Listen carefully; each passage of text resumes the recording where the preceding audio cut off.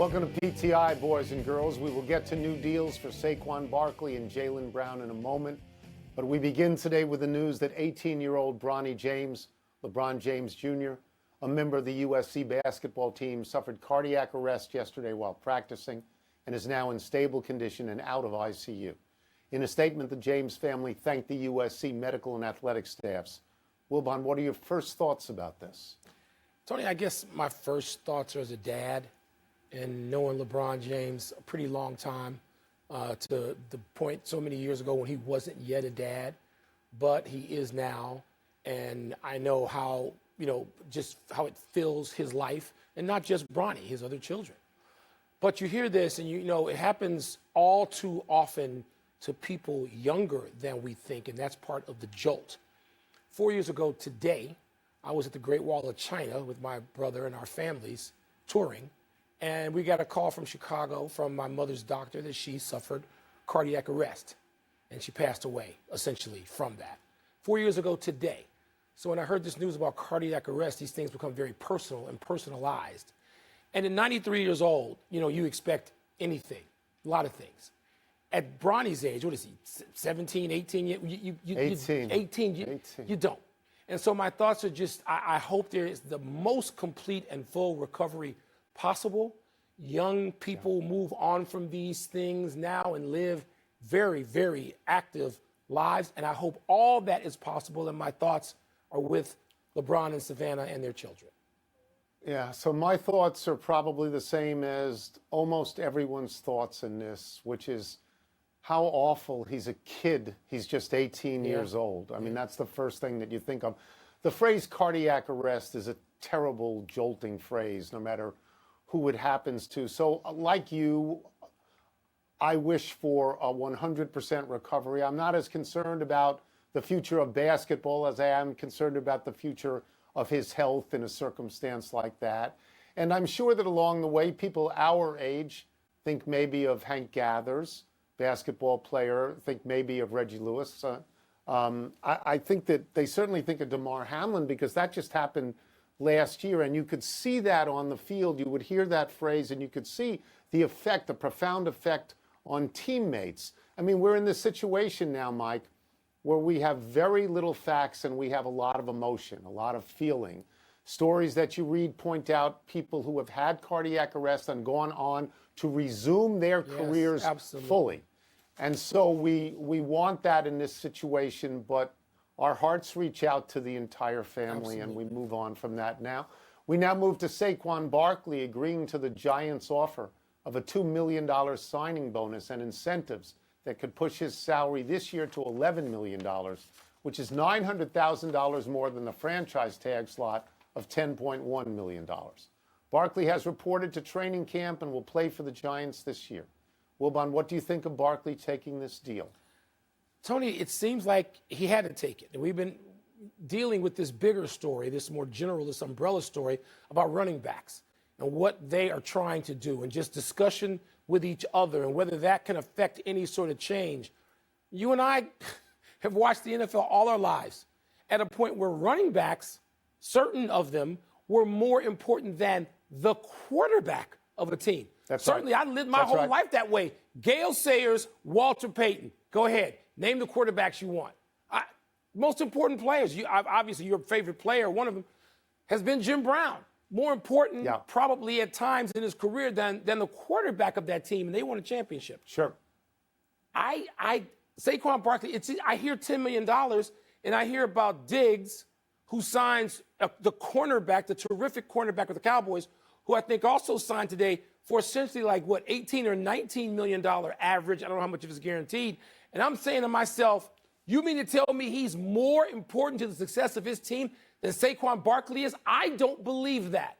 But we live in a sports time, Tony, where people follow the leader. They do that more than they do anything else. It's all copycat, and running backs have no value to the people in the NFL. Yeah, I mean, I think Saquon Barkley probably made the best deal he could. Do you want him to sit out? If he sits out, he forfeits $10 million. And then he just gets a year older and less valuable. He's not a quarterback. He's not an edge rusher. He's not to interpollinate the sports. He's not Kevin Durant. who can wake up one morning and say, I'm going over there. Right. That's not how it works. I think that this is basically a feel-good deal for everybody involved. Saquon Barkley gets a little bit more than he thought he was going to get. He gets the $2 million up front, and he gets 8 to 9% more with the incentive, so he can say he won. The Giants can say we held the line. We gave them a little bit more, but we held the line, so we won. And the NFL, Mike, can say that every single Sunday for 18 straight weeks, there's going to be a home team in New York that's either going to give you Saquon Barkley or Aaron Rodgers, so they can say they won't, because they don't want Saquon Barkley not playing. But as you say, the greater issue is the actuarial table, which says that at a certain point, running backs lose value, no matter how good they are. Like new cars, drive them off the lot. What are they worth the moment you turn the Half. corner? I'm stunned by it and a little dismayed, to be honest with you, Tony. I am. And now to the Detroit Lions, who are facing high expectations after finishing last season on an 8-2 run. As camp opens, head coach Dan Campbell says the hype train is out of control right now. Tony, you with him? Well, let me just say, first of all, how glorious it is that there's any hype at all about the Detroit Lions and how wonderful their fans must feel, because you know what the Detroit Lions have been doing for the last 50 years. They have been stinking the joint out for the last 50 years. Since the merger, which I believe is 53 years ago, they have one playoff win. One playoff win. And so now on the basis of 8-2 to close and a winning record, people are saying they should win the division. And Dan Campbell's 100% right to get off the hype train. But again, if you're a Lions fan, you probably feel pretty good. And don't tell me they should win the division. Just tell me they can. Because Aaron Rodgers is not the quarterback at Green Bay anymore. Because Minnesota perennially underachieves. Even if they make the playoffs, they get bounced out. And because your Chicago Bears were 3-14 last year. So they can win the division for the first time in a long time. I'm not a betting man. But I sort of feel like just taking a flight to Vegas. I don't have to do that anymore, though. And just putting some money down on the Detroit Lions not winning the division. Because that's what they've done my whole life of following that division. Right. I'm with Dan Campbell. The hype train is out of control, okay? I'm not going to watch them on Hard Knocks. I'm not. But it's out of control, and good for him. He has said all the right things to me, Tony, about the work they have to put in, about earning it, all the right things. But I don't see them winning the division. I think the pressure there. And you know what? Normally, I sort of root for Detroit secondarily, right? Because they're never a real threat in the NFC Central, not the North, the Central. So, but this year, they're good enough now for me to pay attention to and say, all right, I can root against them now because they don't really stink. There's promise there. They can win the division. They can go further than that. But it doesn't mean they will, and I'll take the field in that division against the Lions. They were 5-1 in the division last year. Minnesota was 4-2. Green Bay was 3-3, and your Bears were 0-6. And you don't have to worry, no matter what kind of cable or streaming service you have, about watching them on Hard Knocks, because the Jets are on Hard Knocks. Okay. We go to the NBA. Speaking of the hype train, the Jets we go to and the the NBA, Lions. Who's more hyped? And the news. Let me try and get this sentence out. That the Celtics have signed Jaylen Brown to a 5-year, $304 million Supermax contract, the richest deal in NBA history. The Celtics lost to Miami in the conference finals this past season. Brown averaged 22 points in the playoffs with 3 assists and 3 turnovers. Hold on, does this signing make sense? Yeah, because they had to do it. They just could not be in a position. You know, we deal with this with Shohei every day.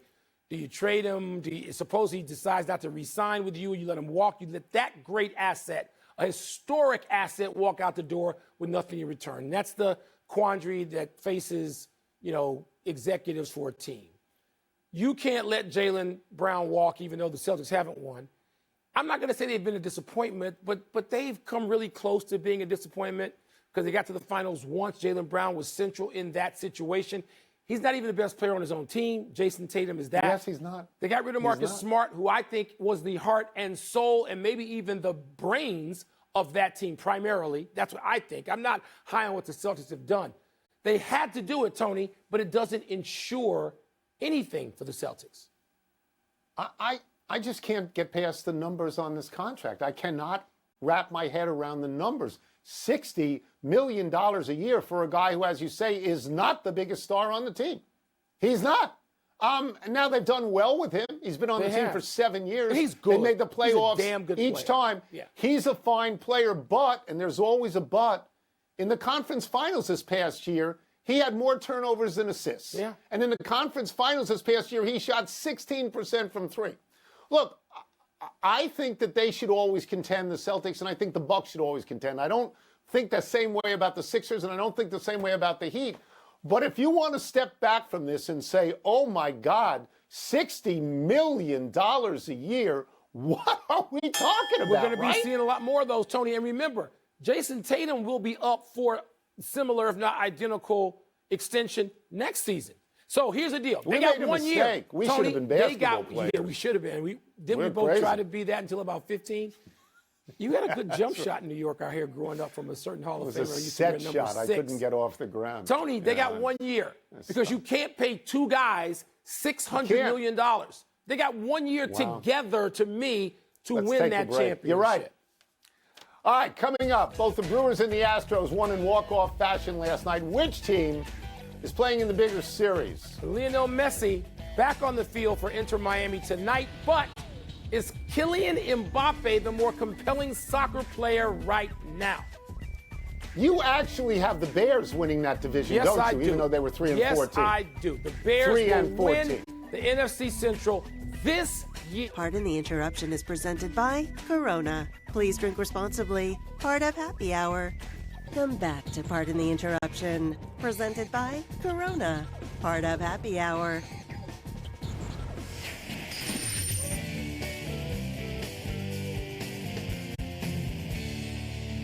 It's time for toss-up. 2 men enter, 1 man leaves, finishes the show, ponders the meaning of life, then flips on the second of a 3-game set between the Rockies and the Nationals. What's first? Toss-up, they both ended in walk-offs last night. More intriguing series, the Reds-Brewers or Rangers-Astros? Can I push? You always push. Can I push? I guess I can't.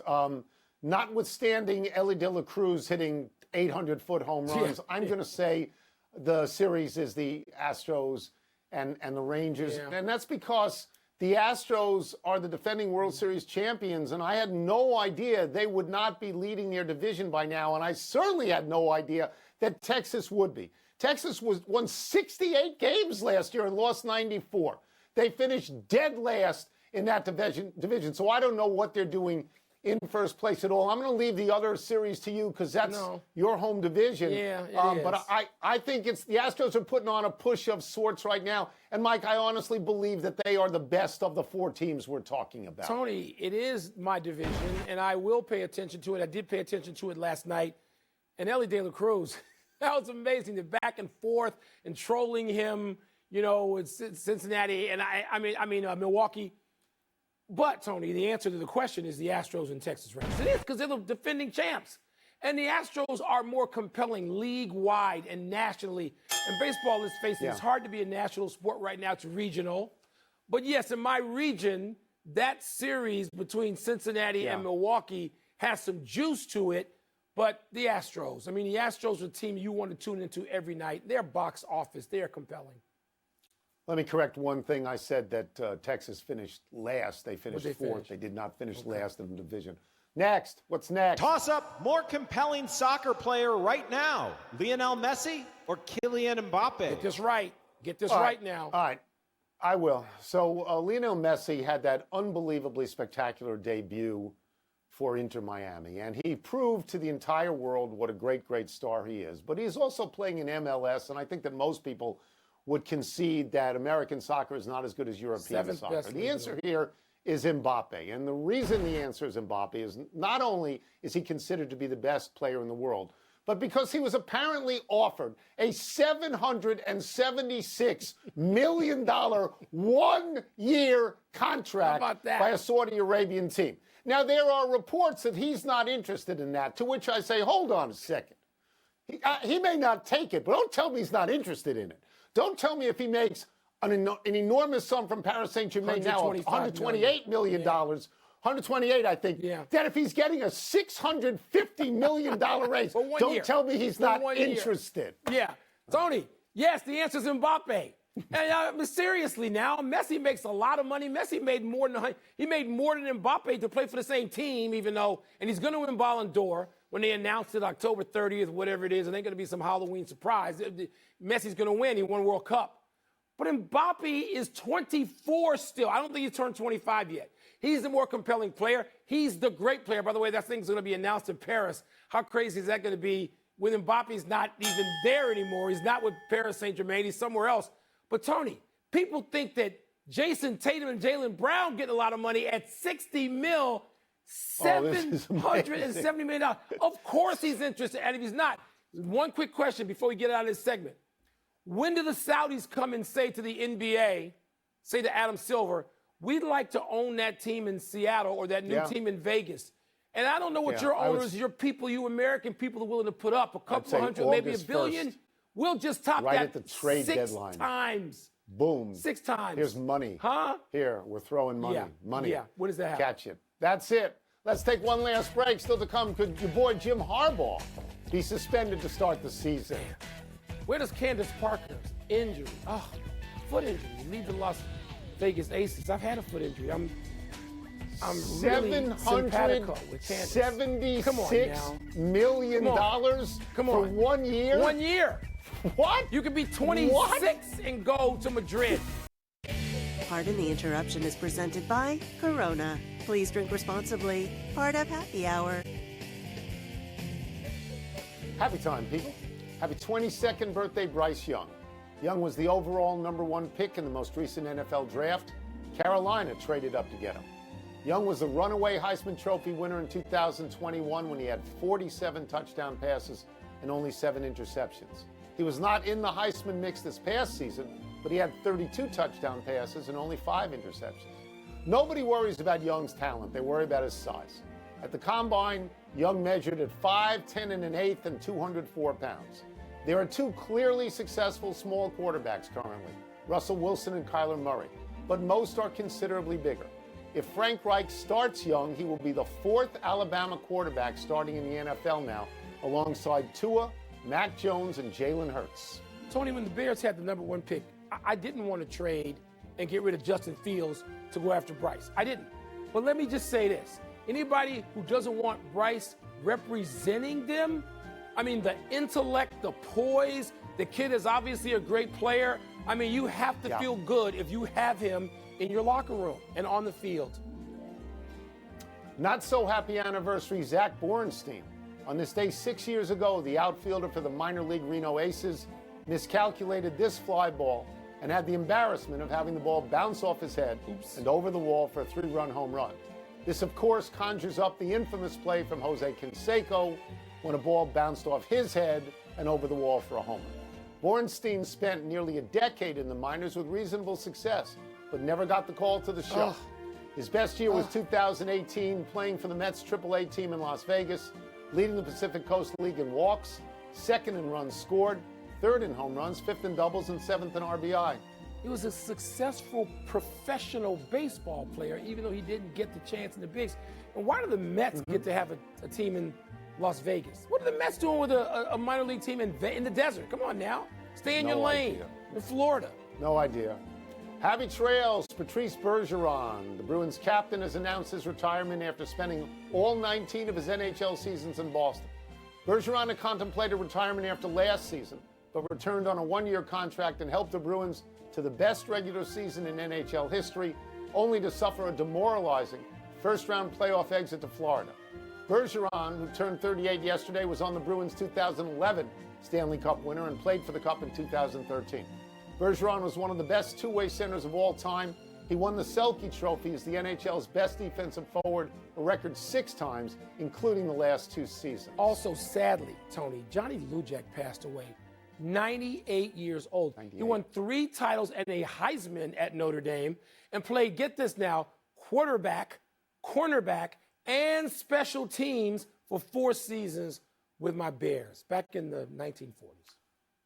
Well, in those days, everybody was two-way, Yeah, right? he was 3-way. Everybody played both Yeah, ways. he did. Yeah, yeah, Great yeah. player. It's one of the one of the greatest players in college football history. We're running on a show. Let's go to the big finish. Let's do it.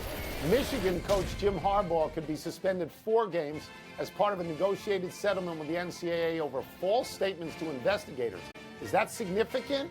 Significant, Tony. Maybe it's a little bit embarrassing on some level, but the first 4 opponents, no, it's the preseason. No, Michigan's going to be fine in terms of football against those opponents. Golfer Justin Doden confessed to changing his scorecard in an attempt to make the cut at the Ottawa Open. Is this a lifetime ban, Tom? I don't know about lifetime, but it's 1 to 2 years starting immediately. I would think so. Candace Parker had foot surgery. She's out indefinitely. Big deal. Candace, I know all about foot surgeries. We got to talk. You know how much I love Candace Parker, Tony. No timetable for her return. The Aces are the best team in the league. Her numbers aren't what they were going to be in the prime of her career, but she's important to that team. Mets and Yankees start a 2-game Subway Series tonight. Significant outside New York? No, they're not playoff teams. Last one, Nikola Jokic skipping the FIBA World Cup. Is that okay with you? Yes, get some rest. He's exhausted. Training camp is in like 9 weeks. Come on now.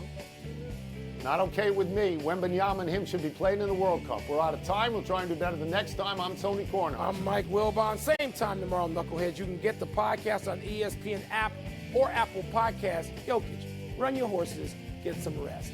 Your SportsCenter. PTI. All right, Wilbon, how much pressure is on this Celtics team to win a championship? This one, now that Jaylen Brown just signed for all that money. More pressure than any team in the league has starting the upcoming season. More. I mean, the Celtics, they haven't won. And now you've got 2 what people consider great players. They're all league players in Jason Tatum and Jaylen Brown. And, Tony, you got to sign Jaylen Brown. You can't just let him walk out of the door, that great an asset, and have nothing in return. So you either trade him or you sign him. And now they can still trade him if things don't work out. But they got 1 year together to win, to me. And the problem with the Celtics is they got rid of Marcus Smart. And I think that Marcus Smart has, I'm not going to say he's as good as the person I'm going to name now, but there are certain qualities he shared with Dennis Johnson, to me. The heart and soul and maybe the intellect of that team and the Celtics the last couple of years, I know he's part of the coming up short too. I like Marcus Smart. I don't like getting rid of him. Jaylen Brown and the Celtics have all the pressure, particularly in the East. Here's where we will totally agree. The amount of pressure on that team is higher than on any team in the league. You just signed somebody to a $60 million per year contract for 5 years. He's not even the best player on that team. And so what happens is that if the Celtics don't do well, I don't care how well Jaylen Brown plays, they're going to say, what do we sign this guy for? Yeah. Why are we giving him that much money? Because you got to give Tatum a lot of money next too. Year. So the pressure will be on those 2 players and on the coach. Yep. Because a lot of people thought the coach wasn't up to it in the playoffs. So they start out the season under unbelievable pressure and scrutiny. I agree with you wholly on And this. Tony's footnote was really more a headline than a footnote. Jason Tatum's up for that extension next year, his own $300 million plus extension. You're going to pay 2 guys $600 million, just the 2 of them? Even if you're a rich, big market, glamorous franchise, you're going to pay 2 guys that? No, you're not. They got a year. No. They got 1 year to win. No, you're right. I mean, because now you're getting into Kylian Mbappe territory at $776 million for 1 year. The Celtics, what are they going to do? Get the Saudis on the phone to come help bail them out? That's it. We're done. Back to you.